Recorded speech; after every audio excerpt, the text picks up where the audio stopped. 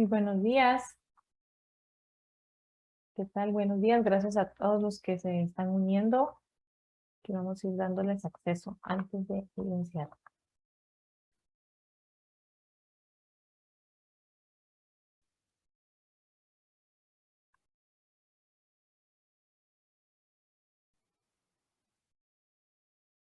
Muy bien. Bueno, pues para iniciar puntualmente, pues estamos muy contentos. Les damos la bienvenida a todos los que han mostrado su interés en la participación de este webinar, que versa de un tema muy importante para nosotros en Guatemala particularmente, debido a que tenemos tal vez poca experiencia o noción sobre cómo empezar a regular el uso de las aguas subterráneas y pues con esto velar por la seguridad hídrica, principalmente en la región metropolitana de Guatemala. Comentarles que este webinar es organizado entre Concagua y Cerregas, por lo cual le voy a dar a Lucía la palabra para que ella también pueda darle la bienvenida y extenderle sus saludos. Bueno, hola, buenos días o buenas tardes a todos. Es un gusto para nosotros estar haciendo esta actividad en conjunto con Funcagua.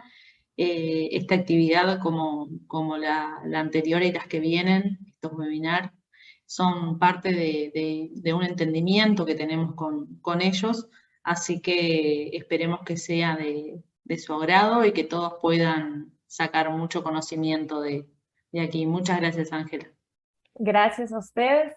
Bueno, antes de pasar al puro tema de la presentación, tenemos una breve antesala sobre Puncagua, para que todos tal vez nos familiaricemos un poco. Bueno, Puncagua es un fondo de agua, es la Fundación para la Conservación del Agua aquí en la región metropolitana de Guatemala, y pues trabaja por la seguridad hídrica. Los fondos de agua pues son organizaciones que se constituyen a nivel de territorio, ya sea en cuencas, ciudades o en zonas rurales también, que velan justamente por articular a actores de diferentes sectores económicos y población, sociedad civil, con el fin pues de promover la gobernanza y tomar acción y acuerdos respecto a la seguridad hídrica de las regiones. Pues en Latinoamérica hay alrededor de, bueno, son 26 fondos de agua ya constituidos formalmente.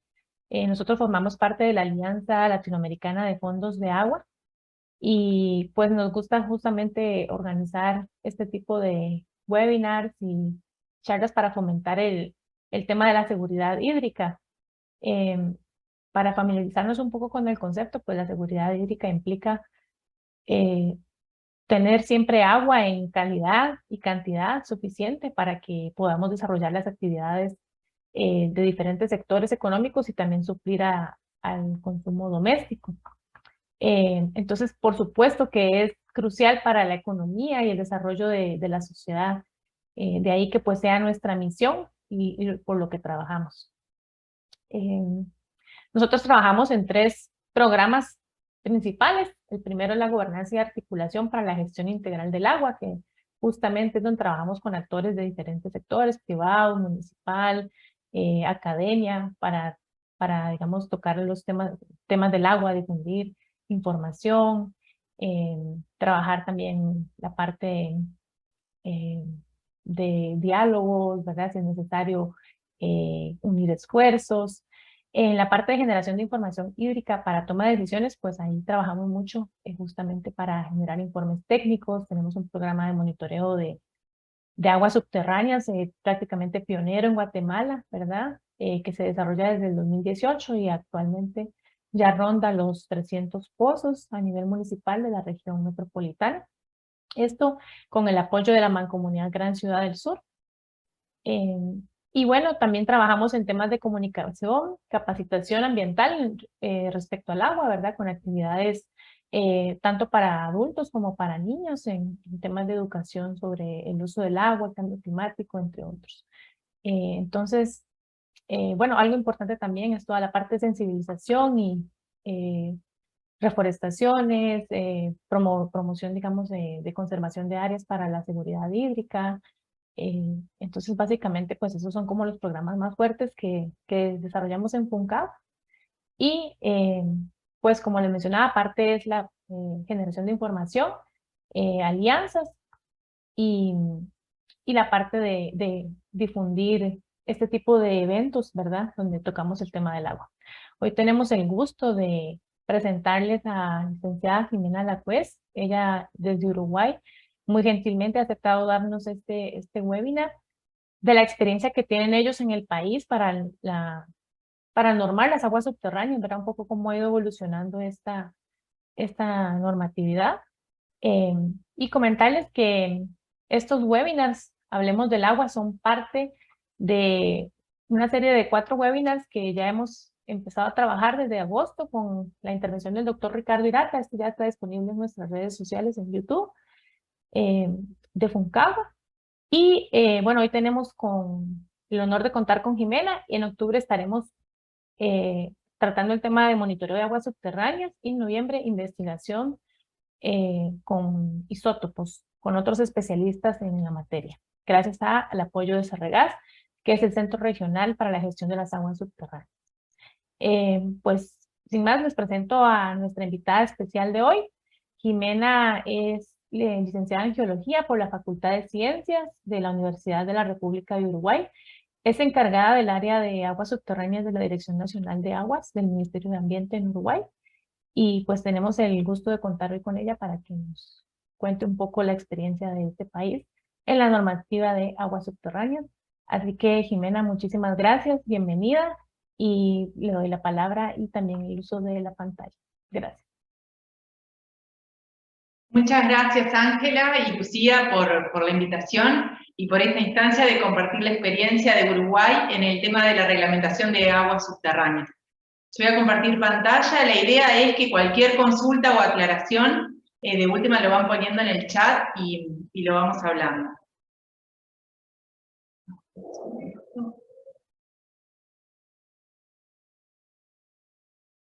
No me deja...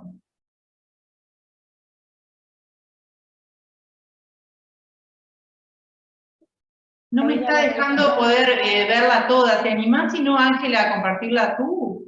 De acuerdo, no hay ningún problema. Aquí porque ya la comparto.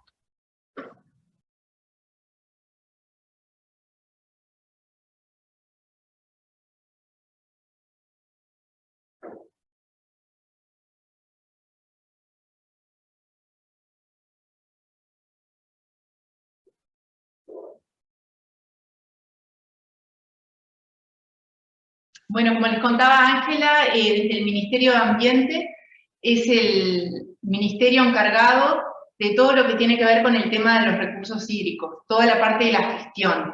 La Dirección Nacional de Aguas es la encargada de la administración de los recursos hídricos. Nosotros administramos lo que es la cantidad. En Uruguay, a partir del año 2004, hubo una reforma constitucional que determinó que las aguas son públicas. Entonces, todas las personas que tienen que hacer uso de aguas, tanto sea superficial como subterránea, tienen que solicitar un derecho de uso al Estado.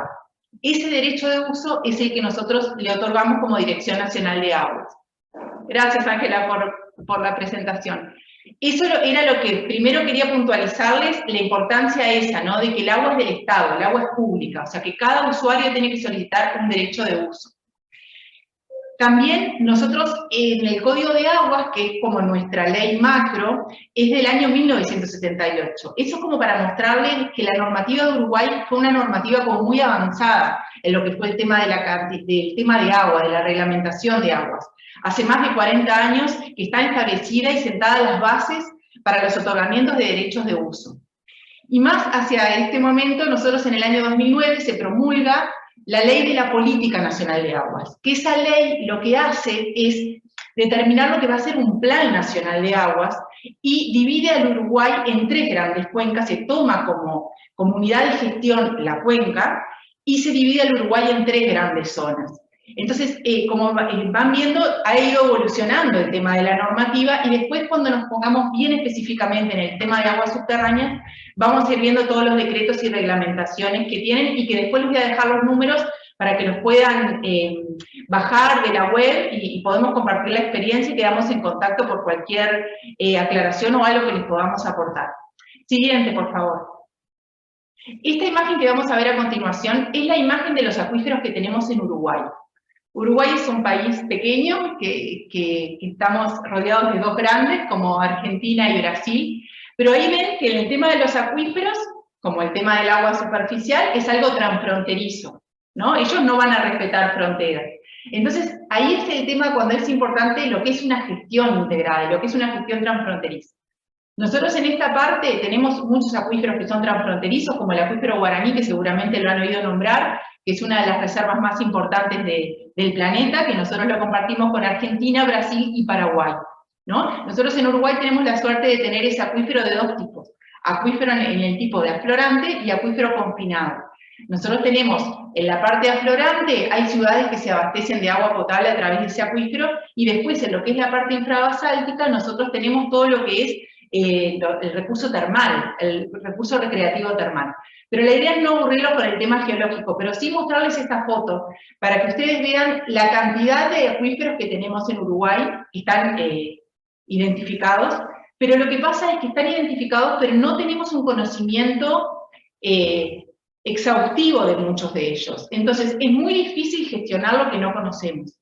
Entonces, la importancia del registro, más allá de que es algo obligatorio, que para poder usar uso de esa agua, el usuario tiene que estar registrado ante la institución, también es un tema de cómo gestionamos el agua. Nosotros no podemos gestionar lo que no conocemos, y si esas personas, esos usuarios, no se acercan a regularizar, es muy difícil de nosotros poder conocer qué es lo que se está otorgando, ¿no? Estoy viendo una consulta, ¿cuál es la profundidad promedio de los acuíferos de Uruguay? Como les decía, tenemos una variabilidad muy importante. Nosotros, por ejemplo, el acuífero Guaraní, en la parte termal, tenemos una cobertura de hasta 1.200, 1.300 metros de basalto. O sea, el acuífero es un acuífero sedimentario, está debajo de todo ese paquete de basaltos.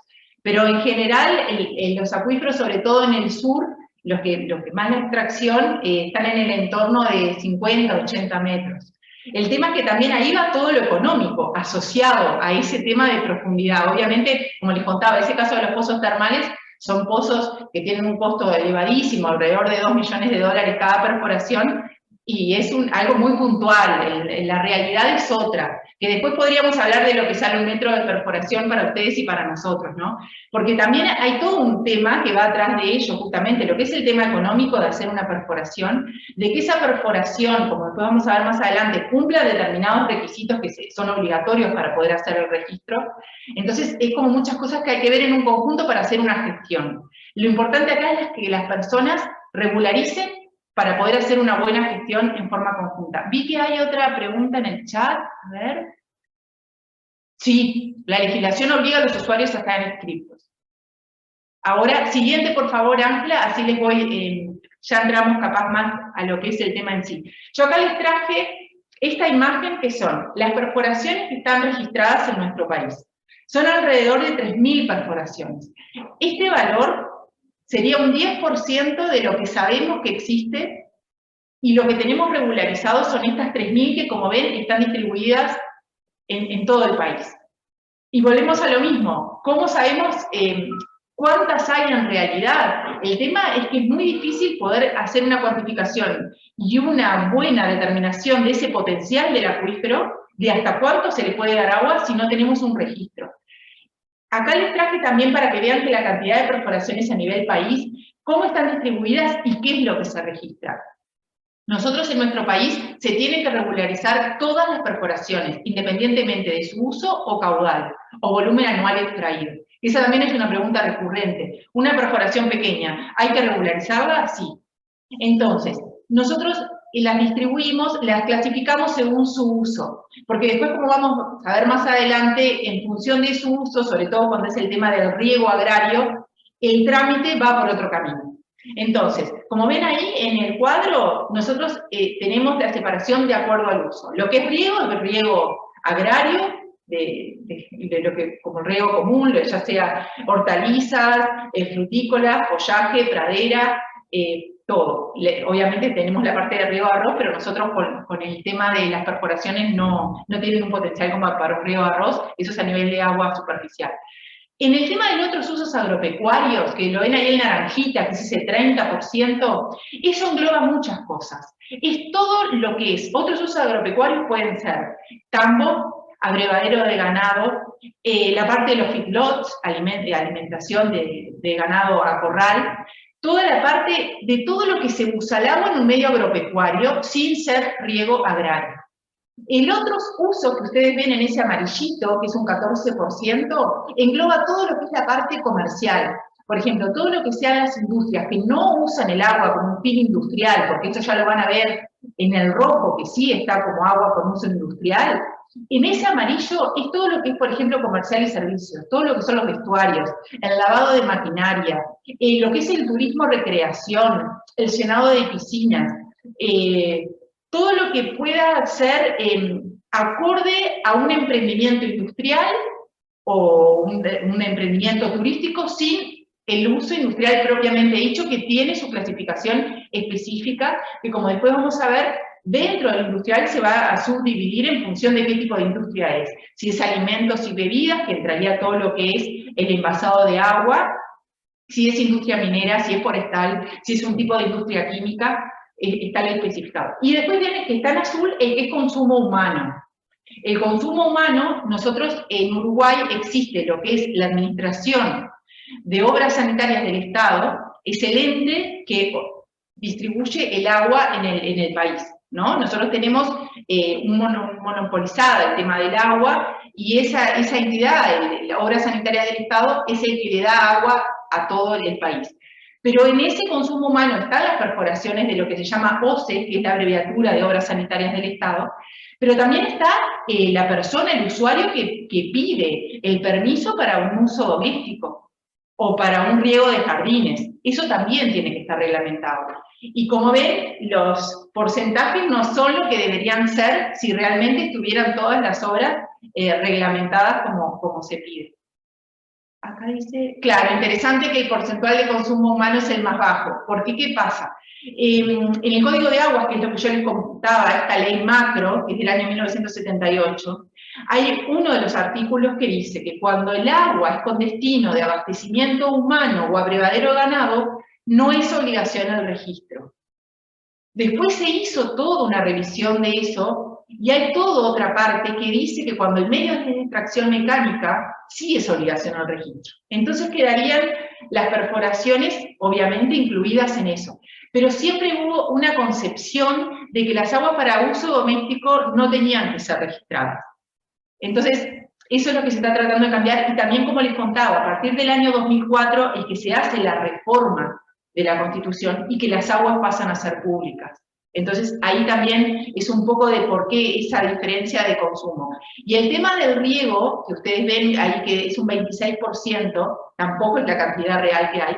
Lo que pasa es que el Ministerio de Ganadería, Agricultura y Pesca, que es otro inciso dentro de nuestro país, que es el que lleva a cargo todas las políticas que tienen que ver con el tema agropecuario, hay muchos planes que facilitan, les dan mucho dinero a productores en diferentes categorías, por supuesto, ¿no? Si es un productor familiar, si es unipersonal o lo que sea, son subsidios para que puedan hacer una mayor producción. Y lo que está es inherente que tú tenés que tener el derecho de uso del agua que estás utilizando, ya sea superficial o subterráneo. Entonces, por suerte, ese tipo de políticas que van en la misma dirección nos ayudan a nosotros a que esos productores también se acercan, porque si no, no pueden acceder a ese tipo de préstamos. Entonces nos ayuda a poder seguir complementando la información en vías de una buena gestión. Siguiente, por favor. Acá es lo que, acá sí, con todas las preguntas que quieran, ya podemos irlas viendo. Los requisitos para el otorgamiento de permisos. El decreto 86/04 son las normas técnicas de construcción de pozos perforados. Es un decreto que con ese número lo pueden después buscar, porque habíamos intentado verlo en ese link y no nos lleva a la web de INPO, que es donde están todos los decretos y la parte legal. Ese decreto lo que establece es cómo deben ser hechas las perforaciones, tanto desde el punto de vista externo como interno, pero está todo el detalle. Y lo más importante de eso, para poder cumplir con el decreto, es lo que viene a posteriori, que ustedes ven que dice licencia de perforador, declaración jurada. Para poder ejecutar una perforación en Uruguay, tiene que la empresa perforadora estar registrada ante la Dirección Nacional de Aguas, o sea, ante nosotros. Eso lo que conlleva es que esa empresa perforadora tiene que cumplir con la normativa de ese decreto, del decreto 86/04. Y eso es lo que le va a dar también a la persona un respaldo. ¿Qué pasa si esa empresa perforadora no es real lo que está declarando en su declaración jurada? Frente a cualquier eventualidad, el usuario va a hacer la denuncia ante INAHUA, y nosotros tenemos, por ejemplo, cámaras de subterránea para poder, de semisurgente, para poder ver cómo está construida la perforación, y ahí podemos evidenciar entre la ficha que deja la empresa y cómo está hecha la perforación. Ese decreto que yo les contaba, el 86/04, determina todo el tema de cómo tiene que estar hecha una perforación, del punto de vista externo y del interno. Porque lo que es importante acá es que, más allá que desde el punto de vista externo uno obviamente puede hacer recomendaciones más visibles, es muy importante ver cómo está hecha esa perforación a nivel interno. Uno de los artículos más importantes que plantea ese decreto, y que es como el más conflictivo de cumplir en realidad, es el artículo 39, que habla de la cementación. ¿Qué es la cementación? Una vez que se hace la perforación en la roca, queda un espacio.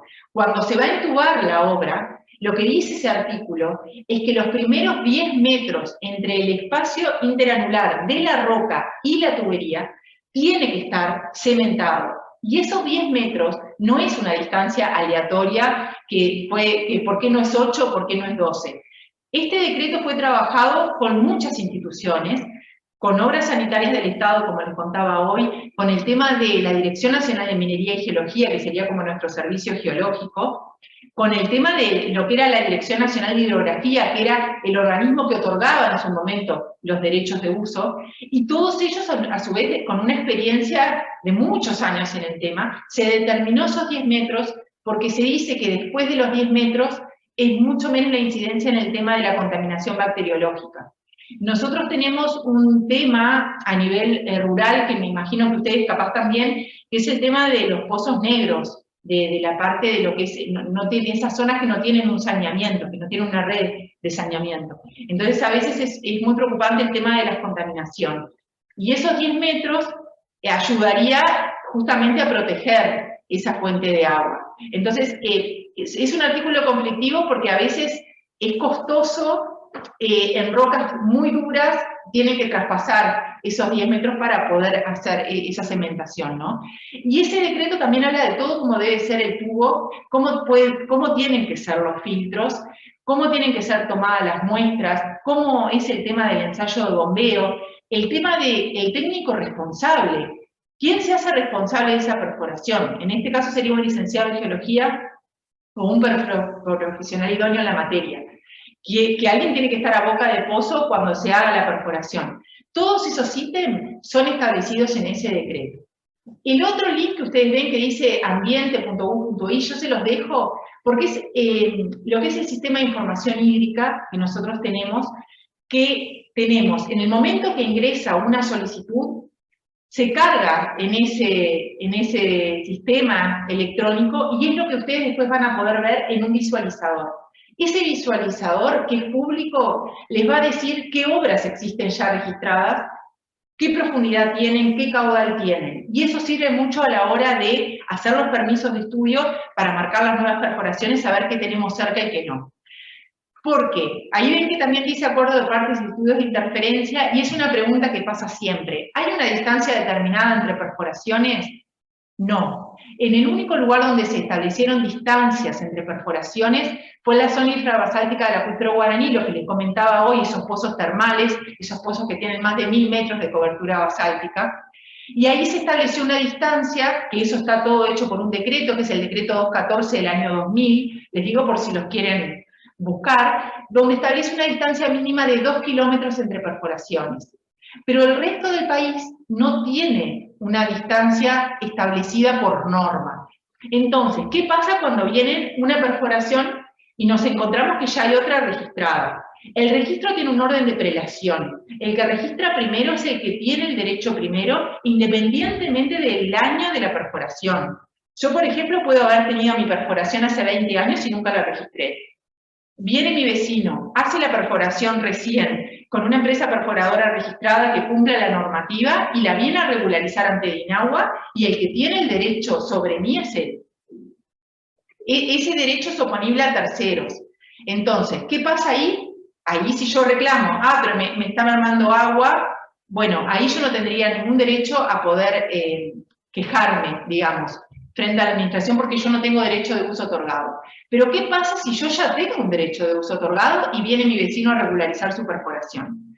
Ahí lo que pasa es que habría que realizar o un estudio de interferencia entre ambas perforaciones, porque ese estudio determinaría cuánto es el caudal que me va mermando entre una y otra, y ese caudal, por ejemplo, si yo tengo mi perforación ya registrada desde hace mucho tiempo, viene mi vecino y hace la perforación, y mi pozo merma, él me tiene que otorgar la cantidad de caudal que a mí me está mermando, por la interferencia de la perforación de él. Eso se determina a través de un estudio de interferencias. Afortunadamente no nos ha pasado en muchos casos, porque lo que se trata de ese que dice acuerdo de partes es tratar de llegar a un acuerdo con las perforaciones que están cercanas. Porque ahí empezamos a estudiar, como no tenemos establecido lo que les contaba, un tema de una distancia específica, empezar a jugar un poco con lo que son los caudales, con lo que son la litología en la que están esas perforaciones, pues no es lo mismo que estén sacando de un acuífero de tipo fisurado en roca dura que de un acuífero sedimentario, las distancias no son las mismas. ¿De dónde está el nivel de aporte? ¿De cuánta profundidad tiene esa perforación? Entonces, ¿y cuántas horas de extracción? Nosotros los registros los otorgamos con un caudal determinado, con un régimen de explotación determinada ya. Un registro sale, por ejemplo, con un caudal de 2.000 litros por hora, por 12 horas por día, 30 días al mes, 12 meses al año. Eso nos da un valor de volumen anual. Ese es el registro que se le otorga. Es un registro que es oponible a terceros y está a nombre de la persona que lo solicita. Y ese permiso tiene una vigencia. Y esa vigencia está hecha en virtud de su vinculación jurídica de esa perforación con el predio. Entonces, más adelante vamos a ver lo que se les pide para poder regularizar. No sé si hasta acá tienen alguna consulta en particular de esta parte, de cómo nosotros, a nivel macro, vamos viendo lo que sería un derecho de uso en el tema de perforación. Yo, gracias. Quería consultarle sobre los 2 kilómetros que sí están definidos en este acuífero en particular. Ahí, ¿cómo se hizo el estudio para definir esos 2 kilómetros?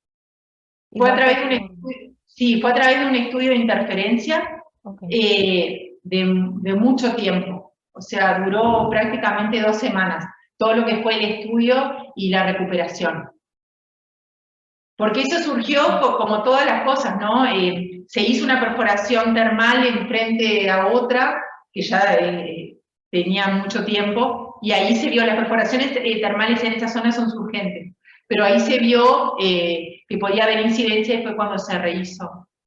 ¿Y qué dice la legislación que se aplica es de índole nacional? Sí, porque Uruguay es un país unitario, nosotros no somos federal. Entonces todo se gestiona a nivel de acá, a nivel del ministerio, y con una misma reglamentación a nivel nacional. Gracias. No, por favor. Si quieren pasamos a la siguiente y vamos viendo que son imágenes de lo que es una buena perforación semisurgente desde el punto de vista externo, ¿no? Siempre hablando del punto de vista externo.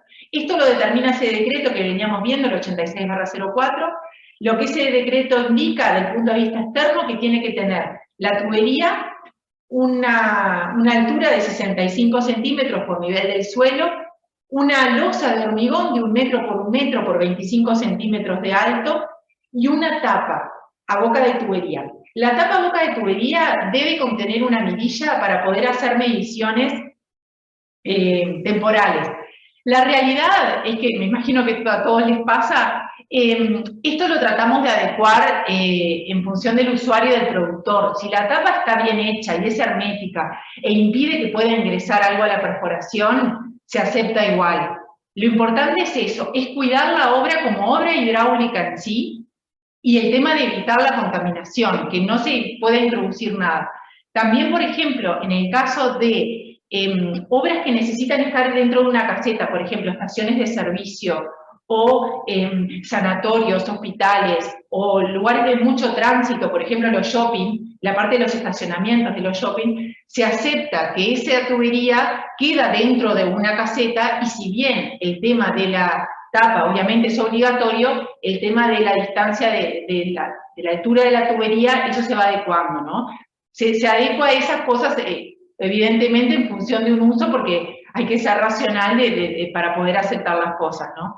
La foto siguiente lo que trata es de una perforación de tipo brocal, que se llama, que nosotros en Uruguay existe bastante. No sé si ustedes allí en Guatemala tienen este tipo de perforaciones. Son perforaciones, algunas de ellas muy antiguas, y se hacen en realidad de forma manual prácticamente. Son perforaciones de a veces 1.5 o 2 metros de diámetro, y son mucho menos profundas, por supuesto, que una perforación semisurgente. Y ayuda mucho cuando a veces la litología no son tan buenas, y le sirve mucho a los productores. Y el decreto que les contaba, el 86/04, no tuvo en cuenta este tipo de perforaciones en el tema de cómo deben ser hechas.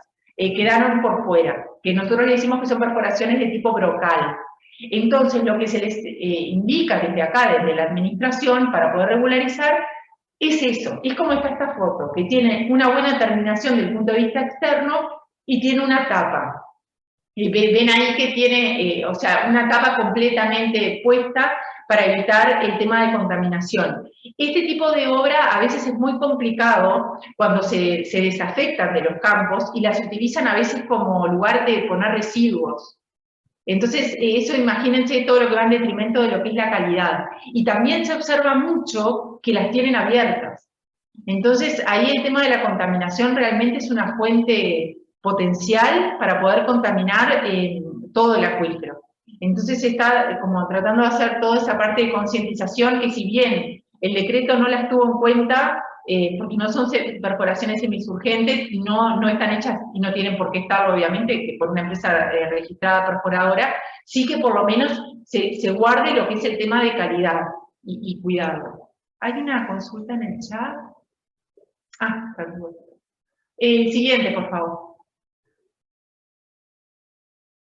Estos son ejemplos de perforaciones que no cumplen la norma y que realmente cuesta creer que en emprendimientos grandes tengan este tipo de obra. Estas perforaciones, las dos, ninguna está cumpliendo desde el punto de vista interno, tenían solamente 2 metros de tubería, y la perforación que estamos viendo a la derecha es en un tambo muy grande, y cuando se hizo la inspección, la vaca estaba atada al palo ese que se ve de madera, ¿no? Entonces imagínense todo lo que es la contaminación. Esa perforación está abierta, no tiene la losa de hormigón, obviamente no tiene los metros de tubería que necesita, no tiene una tapa, y eso se ve mucho. ¿Qué pasa con las perforaciones que no cumplen la norma? Bien, si no cumplen la norma no las podemos registrar. Entonces, dependiendo del tema de la situación del productor, es que se empieza a ver caso a caso. Estas perforaciones fueron selladas, ambas, porque no cumplían la norma, y obviamente se les hizo un análisis de calidad, y obviamente esa agua no estaba apta para poder utilizar para lo que era su fin, ¿no? Que era el tema de abrevadero ganado y un tambo, el tema del trabajo con la leche. A ver la otra pregunta, aguárdenme un segundito, creo. Para legalizar el tema del agua, no solo subterránea, tenemos los siguientes problemas: falta de voluntad política, intereses de megacorporaciones que hacen uso, sí, del agua y han bloqueado propuestas hechas. No, en Uruguay eso no.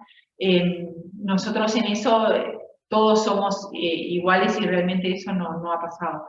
Falta de inventario, registro del recurso hídrico, sin dudas, es lo que les estaba planteando, es permanente. En el tema de aguas subterráneas es mucho más compleja la situación de lo que es a nivel de agua superficial, porque agua superficial la vemos siempre. ¿Cuáles fueron los mayores retos en Uruguay para implementar la ley? El mayor reto que tenemos es la falta de personal. Nosotros necesitaríamos tener un equipo inspectivo en campo permanente para justamente evitar estas cosas y poder estar en contacto permanente con los usuarios, y eso nos falta mucho. Ustedes son la autoridad a nivel nacional, no existe otra autoridad local que interfiera. No, porque Uruguay en ese sentido, las intendencias, que son las alcaldías, las municipalidades, colaboran, pero lo que es el tema de la gestión del agua es a nivel se hace desde la parte nacional. O sea, es Presidencia de la República, los ministerios, y de ahí es que se hace toda la parte del control. O sea, las intendencias obviamente es un actor fundamental, porque es el que está en territorio para colaborar con situaciones. Y tienen obviamente sus disposiciones municipales propias, pero no en el tema de cuanto al registro, porque la Constitución es a nivel nacional y es la que dice lo del otorgamiento del derecho. También lo que dice ese decreto, la ley esa que yo les comentaba, que es desde el año 78, dice que lo primero que hay que hacer es pedir permiso para hacer la perforación y luego venir a registrarla. Eso obviamente evitaría todo lo que yo les contaba, del acuerdo de partes, del estudio de interferencia, porque ya se vería en el momento de la solicitud que esa perforación no puede ser dada, o desde la administración central tratar de poder ver la posibilidad de hacer esa obra o en otro lugar dentro del predio, o adelantarnos a un problema. La realidad, que como les contaba, el mayor inconveniente que tenemos en poder hacer cumplir esto es la falta de personal, es que las personas también vienen a regularizar la perforación una vez que está hecha. Entonces ahí es cuando empiezan todos estos temas que les decía de tratar. ¿Se paga alguna tasa o árbitro? No. En esta ley de 1978 se establece que va a haber un canon, que puede ser reglamentado en algún momento un canon, ¿no? Un cobro por el agua. Nunca se reglamentó eso. Se estableció en esta ley, pero el canon nunca se reglamentó hasta el día de hoy. Entonces, el agua en Uruguay es gratis. Entonces, imagínense lo que es, por ejemplo, una empresa que envasa agua mineral. La materia prima es gratis. Entonces, últimamente han pasado que hay como un boom de todas las empresas envasadoras de agua, ¿no? Y también ahí lo que es el tema del canon, que también va en la concientización de lo que es el recurso, porque como es gratis, no pago por ello, a veces hago un mal uso. Entonces, eso es lo que también falta, lo del tema de la concientización. Se hacen muchos talleres. En esto que les contaba hoy, que a partir del año 2009 se hizo lo de la Ley de la Política Nacional de Aguas, se crean comisiones de cuencas y acuíferos. Esas comisiones de cuencas son ámbitos de participación tripartito. Está la sociedad civil, los usuarios y la parte gubernamental. Entonces, en esos ámbitos se está trabajando mucho sobre el tema de la realización de planes, la concientización, con la gente que realmente está en territorio, sobre el cuidado y el manejo de los recursos hídricos a nivel nacional, ¿no? Y también está lo del tema del énfasis en muchos proyectos de lo que son los acuíferos transfronterizos, que como les decía, a veces es muy complejo hacer una gestión cuando sabemos que a los costados no está pasando lo mismo. ¿Qué capacidad tienen ustedes con personal calificado y certificado?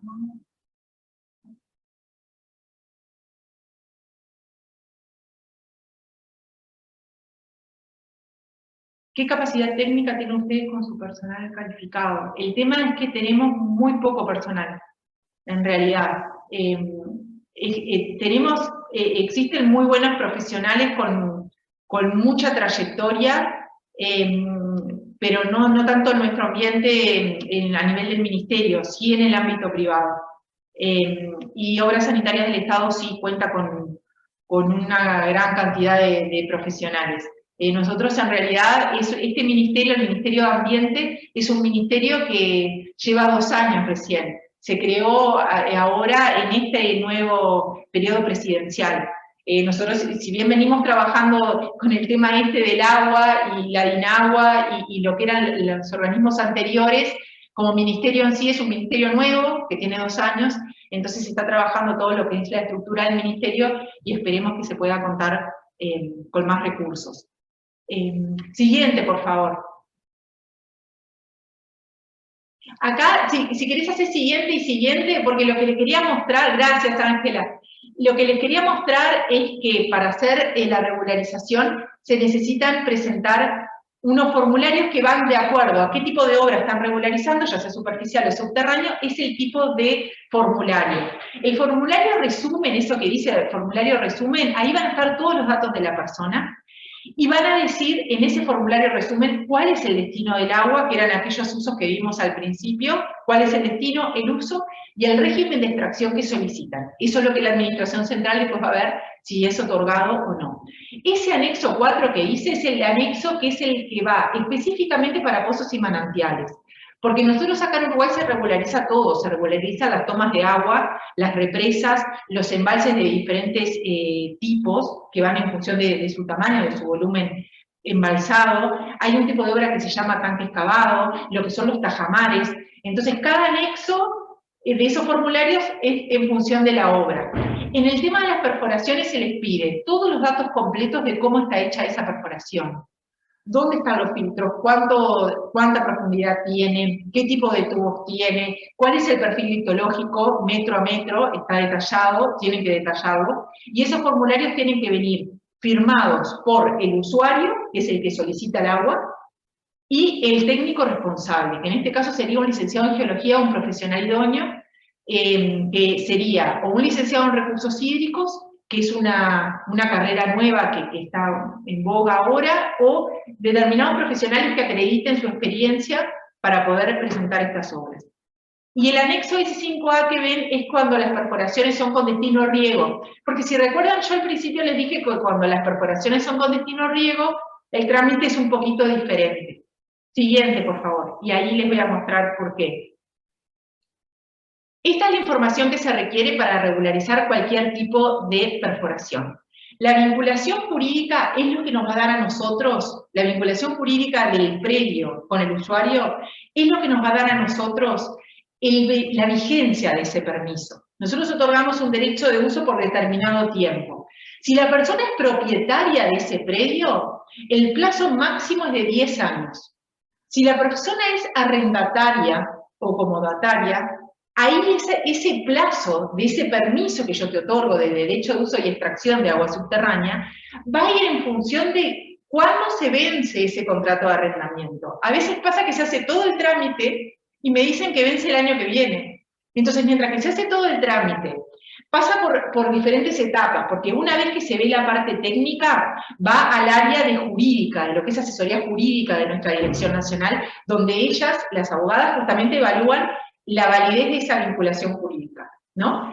Una vez que eso está todo ok, se realiza la acreditación de un borrador de esa resolución del Plan de Uso de Suelos y Aguas que tiene las condiciones de esa perforación, el régimen de extracción y la vigencia. Eso va a la firma de nuestra Directora Nacional de Aguas, que es la arquitecta Viviana Pelle. Nosotros tenemos atribuciones delegadas, se llaman, o sea que la Dirección Nacional puede firmar, está habilitado para firmar ese tipo de resoluciones. Y luego esa resolución se inscribe en un registro público de aguas, y es en ese momento cuando empieza a tener vigencia.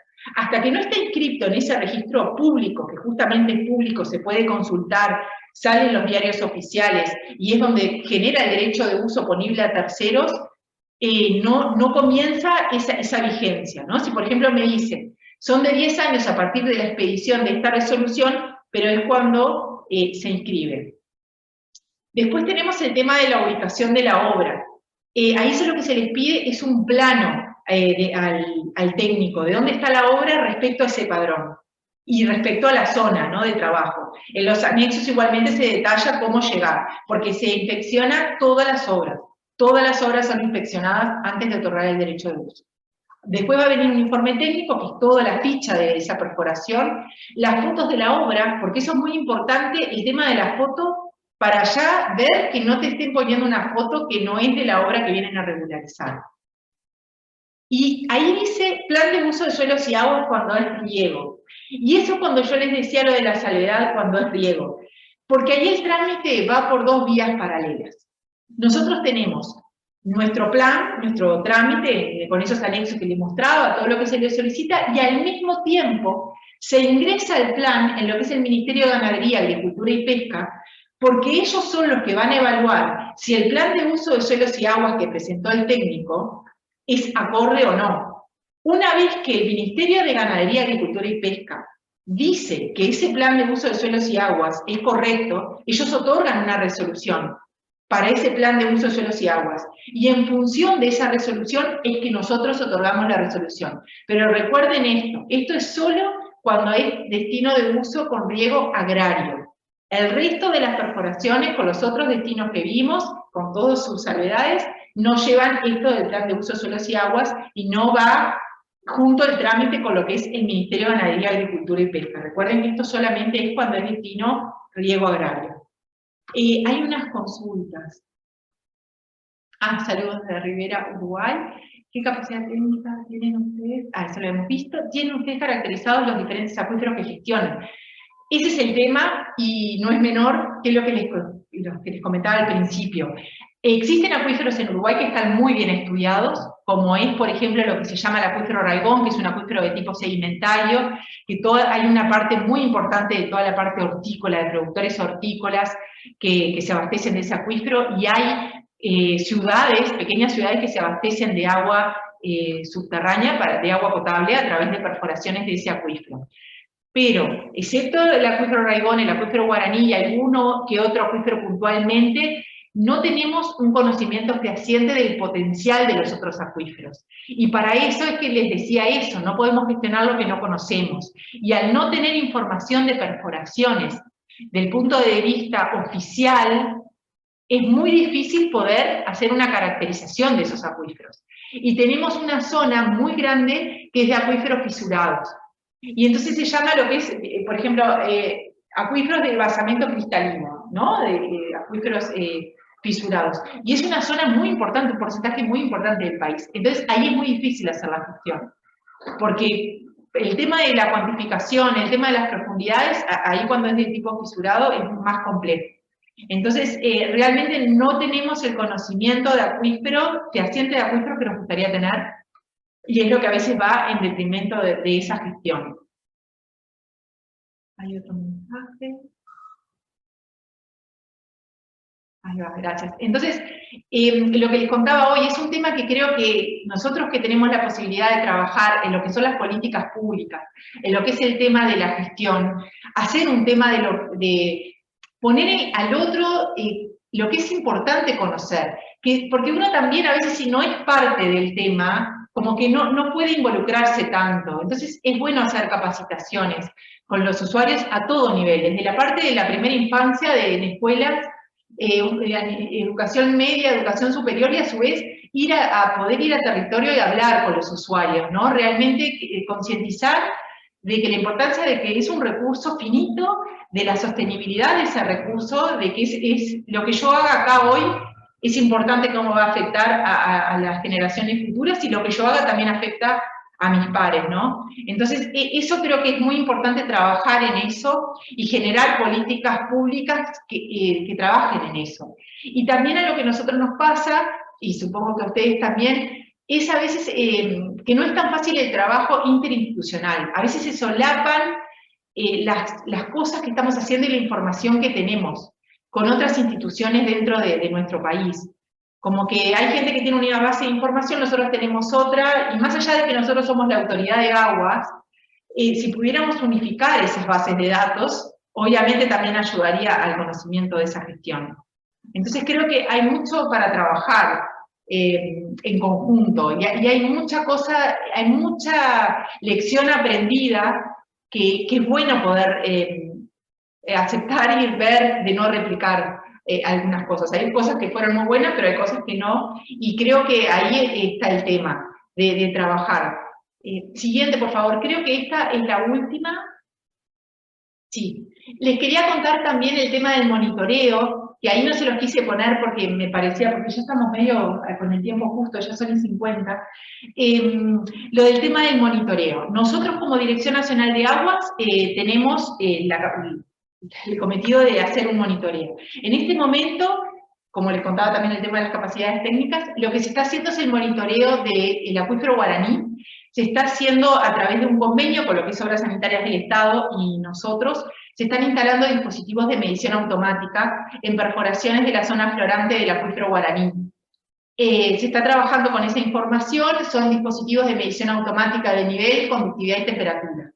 La idea obviamente es generar una red automatizada y poder replicar eso en otros acuíferos del país y en otras zonas puntos rojos que estamos teniendo con el tema de, obviamente, el cambio climático, se están viendo episodios en el tema de la sequía cada vez más acentuados, y poder generar información fidedigna para afrontar eso, ¿no? Y también está todo lo que es la planificación, porque muchas veces lo que nos pasa es que frente a un episodio de sequía, ahí empieza todo el tema, necesitamos hacer una perforación, y es como que entramos en eso de que no se planifica bien, y eso a veces no tiene buenas respuestas, porque los usuarios hacen perforaciones a veces con empresas que obviamente no están habilitadas, eso lleva a que no se pueden registrar, las empresas hacen las obras que no cumplen la norma, entonces es como una bola de nieve que cada vez es mayor, y por tratar de haber ayudado a esa persona en ese momento a que tenga agua, que obviamente entendemos que en esa situación es desesperante, pero todo lo que hay atrás y todo lo que viene atrás después. Entonces creo que es importante que se tengan políticas públicas desde la planificación y la gestión adecuada.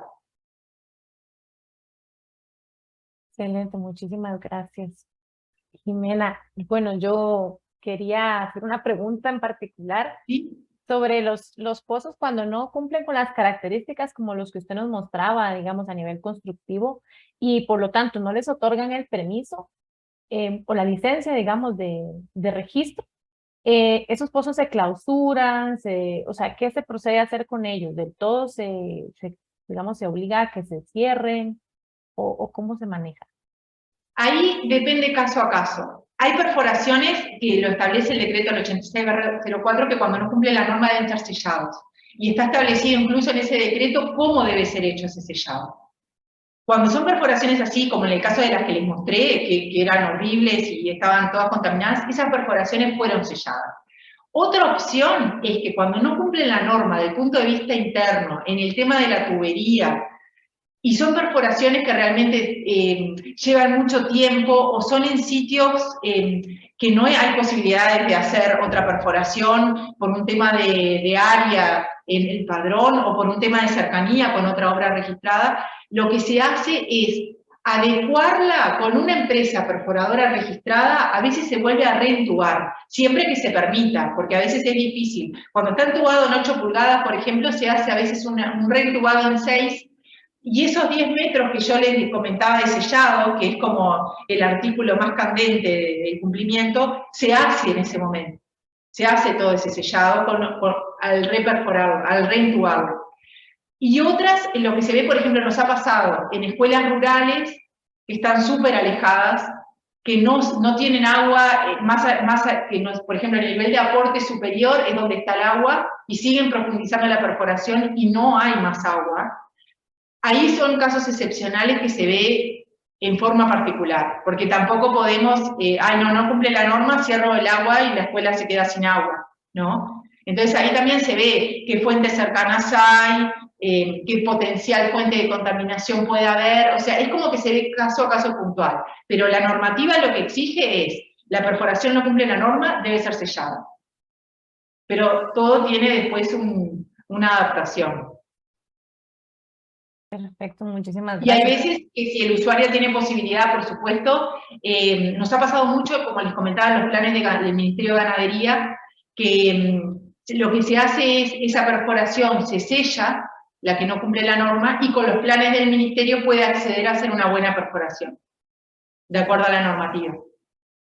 Pero ya les digo, exacto, hay que ver todo. Vi que hay una consulta que dice, un pozo es una obra de ingeniería, no solo hacer un agujero y meter una tubería. ¿Quién define? Exacto, por eso está este decreto, el 86/04. El pozo es una obra de ingeniería, y es lo que a veces la gente no entiende, la importancia de que cumpla esta norma. Porque a veces dicen, no, pero eso sale caro, o es difícil, o es complejo, pero no. Porque todo eso te va a dar un tema de una durabilidad y del tema de la calidad y la cantidad también. Porque una obra mal hecha, en definitiva, es un punto de contaminación, y también lo que nos pasa es que a veces se quejan y dicen, ay, se me pasa quemando la bomba. Y después cuando vamos, el pozo estaba parcialmente entubado, estaba ranurado, le entraba arena por todos lados. Entonces, ahí es cuando se dan cuenta de la importancia de una buena obra, ¿no? Y una buena fiscalización a boca de pozo también, mientras que se está haciendo. No solo firmar el papelito que está hecho, que eso también es lo que nos pasa mucho. Claro, excelente, sí, toda la razón. Y relacionado justamente con eso, se me viene otra consulta.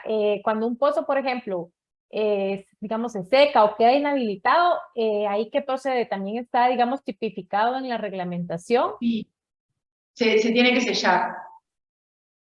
Perfecto. Bueno, muchísimas gracias. No sé si alguien más tiene algún comentario o pregunta que quiera adicionar a la presentación. Perdón, puedo tomar un poquito la palabra. Primero, excelente. Adelante, Muchas bienvenido. gracias por la invitación. Gracias.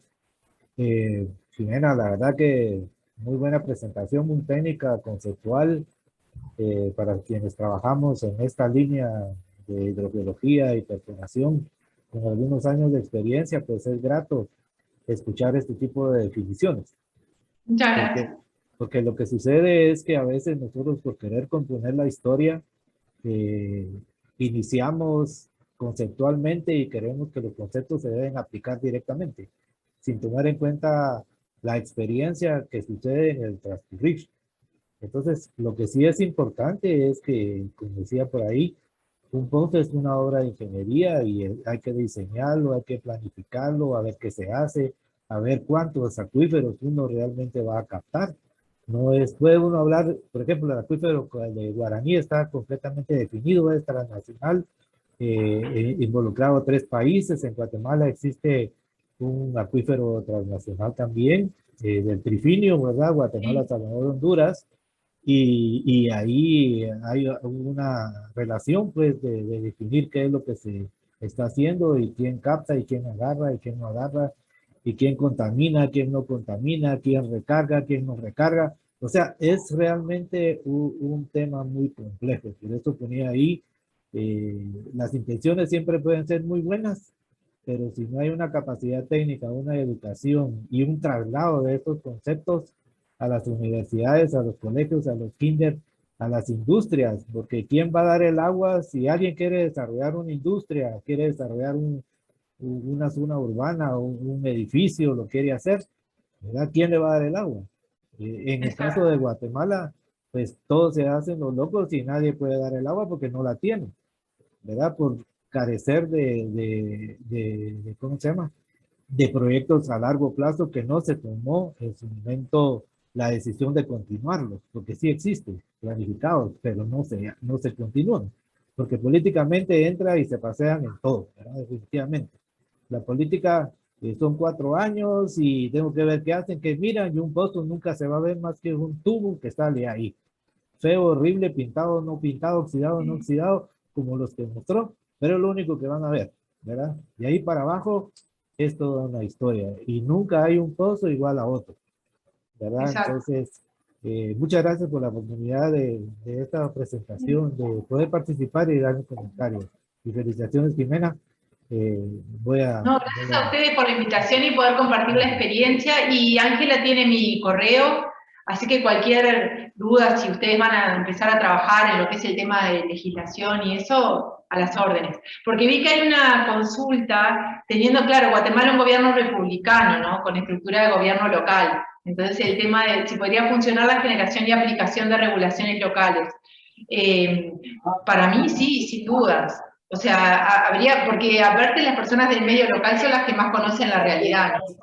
Entonces, para mí sería una buena instancia de ver del punto de vista nacional con énfasis capaz en lo local. Es difícil a veces el tema de la norma y la gestión conjunta, yo sé, porque nos pasa con el tema de Argentina también, que ellos son, si son federales o lo que sea, pero creo que también es un tema eso del involucramiento del gobierno local con el nacional, la buena conexión, ¿no?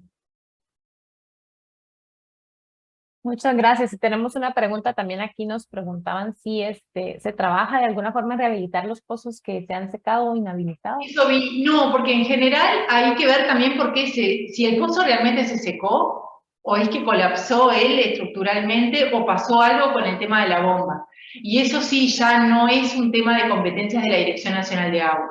Ahí ya, en el caso de la perforación se declara seca, frente a nosotros se cierra, porque es el técnico de esa persona, el técnico responsable, el que nos comunica a nosotros eso.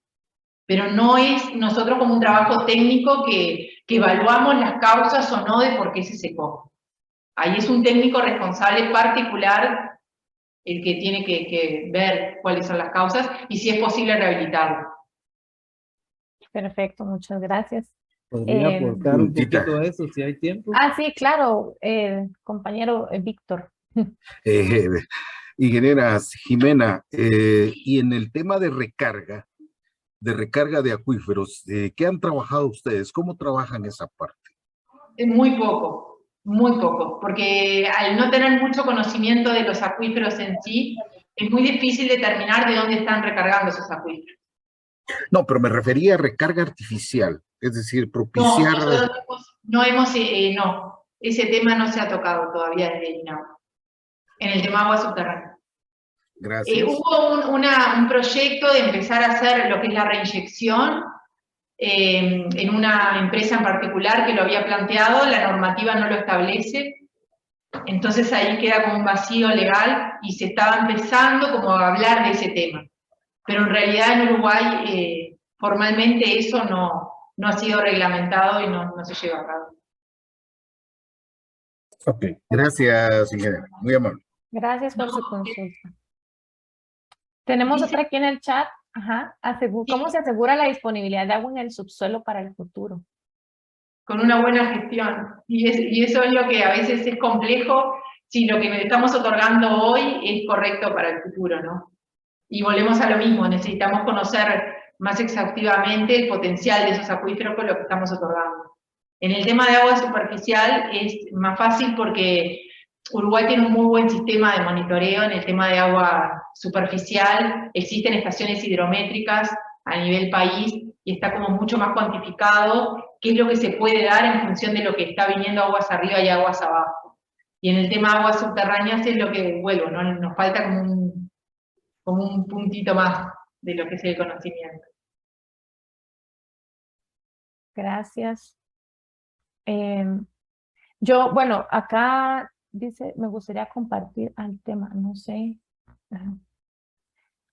ingeniero. Sí, el agua superficial, que vi en la pregunta, un porcentaje del agua que se consume es superficial, sí, incluso la ciudad de Montevideo y todo lo que es el área metropolitana, que estamos hablando de 1,5 millones de habitantes, el agua potable que otorga Obra Sanitaria del Estado es de origen superficial. El agua subterránea se utiliza mucho a nivel país en lo que son las pequeñas localidades y en algunas ciudades específicas, pero lo que es agua potable normal, o sea, al usuario, es a través de agua superficial. Lo que pasa es que no es un porcentaje en sí, porque es muchas más personas, es agua superficial, pero dependiendo del uso. Pero hay muchas más localidades pequeñitas que son con agua subterránea. Esos datos los pueden sacar de la página web de Obras Sanitarias del Estado, que es oce.com.uy. Hay todo un manejo de lo que es el agua superficial y el agua subterránea. Los porcentajes en el tema de agua potable. Gracias. El ingeniero Samayoa iba a comentarnos algo, creo. Sí, afirmativo. Gracias por darme la oportunidad. Básicamente, cuando un pozo se seca, voy a platicar así rapidito, si tengo por lo menos un par de minutos.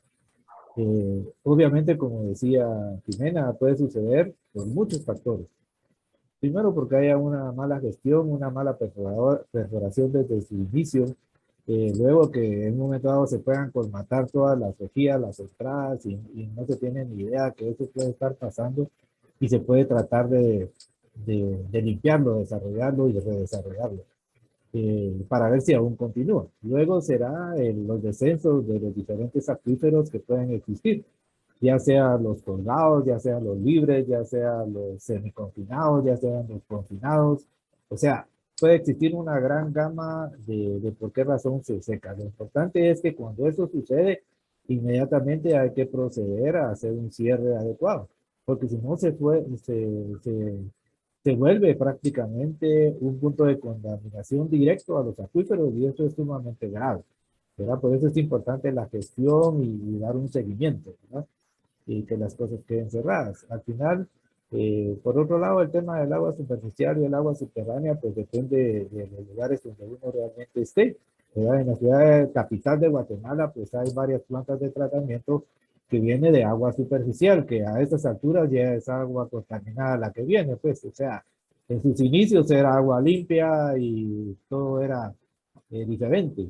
Estoy hablando de hace más de 35, 40 años. Ahora todo el agua que llega a las quebradas, y todos lo sabemos, es agua contaminada, porque ahí tiramos todos los desechos y no hacemos una planta de tratamiento adecuada para regresar el agua. Entonces hay una combinación de ambas cosas. Es por eso que se vio en la necesidad de las empresas públicas y privadas de tratar de llegar a hacer pozos, ¿verdad?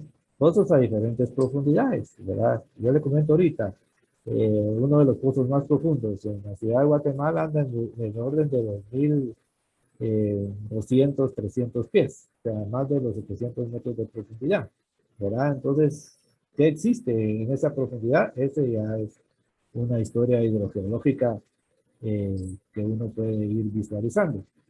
Entonces, era lo único que quería compartir, aprovechando la excelencia de esta conferencia, realmente me animé a platicar algo, ¿verdad? Yo soy ingeniero civil, yo soy geólogo y llevo alrededor de más de 40, 45 años de trabajar en el tema de agua subterránea y siempre esperando que algún día ver que haya una reglamentación, una ley, algo que nos permita en Guatemala realmente a gestionar de una mejor forma nuestros recursos.